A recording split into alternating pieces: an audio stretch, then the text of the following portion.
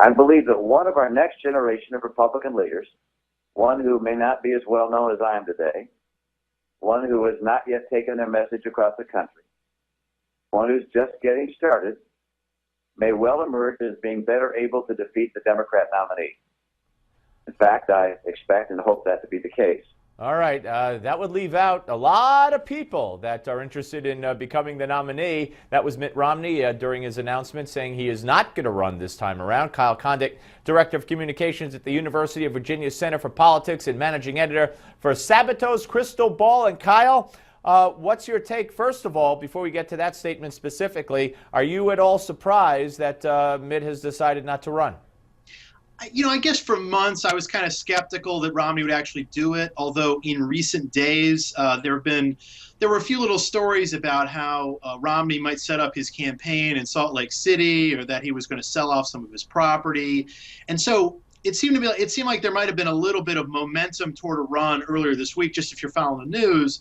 But overall, I think Romney sort of came to realize that a third bid here was probably a little bit of a long shot, and he probably also would have just ended up doing damage to the kind of establishment wing of the party, which is frankly the wing of the party that nominated him in 2012. But if you listen to what we played coming in, he certainly indicated and ended with, in fact, I hope that's the case, that he doesn't want the establishment wing of the party. In other words, or at least not anybody that we're talking about now, or that anybody really knows a lot about. He indicated that it's going to be somebody less known than him, somebody who hasn't really presented themselves, someone who, is going to make a big splash all of a sudden. So that, to me, is that a shot at first and foremost at Jeb Bush? Yeah, when he went through that string of saying, one who's up and coming. He almost could have said one who is not Jeb Bush when he said that. And that was sort of what he was describing.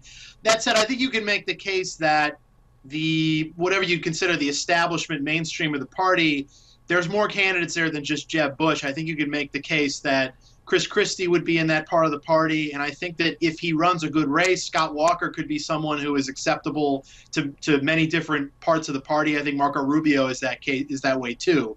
Romney may be arguing for a kind of an up and coming person on the Republican side to get the nomination, but I don't think you can sort of extend that and say that he's arguing for an outsider. I don't think he's arguing for, say, a Ted Cruz nomination or a Rand Paul nomination.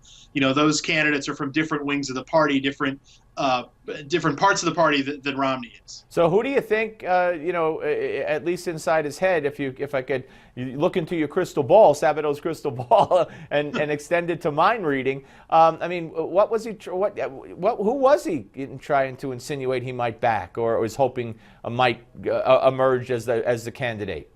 Maybe it was just some sour grapes. He felt like sort of taking a shot at Bush out the door. I don't necessarily know if he's all that close with Chris Christie. Christie not after that speech at the last convention. Christie did endorse Romney in 2012, but sort of took his time about it, and then hugged Obama. From what we learned after the campaign, it certainly seemed like the Romney camp had a hard time sort of keeping Christie in line. I kind of look at, again, I don't know their relationships, but I kind of look at Walker and Rubio as being both kind of dark horse candidates, but again, also candidates that certainly could appeal to the kind of DC establishment of the party, and also to maybe some of the more grassroots people, some of the kind of the Tea Party wing. So maybe those are the candidates. And I think those are two candidates who, aside from Jeb Bush, who I think also should be taken very seriously, I think Walker and Rubio belong right at the top of the list now. Yeah, I'm kind of surprised that it sounds like Rubio might be running. Yeah, no. I was going to say, aside from the shot and who the shot was leveled at, I find it. Well, what do you make of this? The Bushes are going to notify the Clintons if Jeb in advance if Jeb decides to run. What is that? Did you see that story? I did see that story. Yeah, and I think that Bill Clinton and George H.W. Bush are pretty close. In fact, I think that Clinton and George W. Bush have a decent relationship too.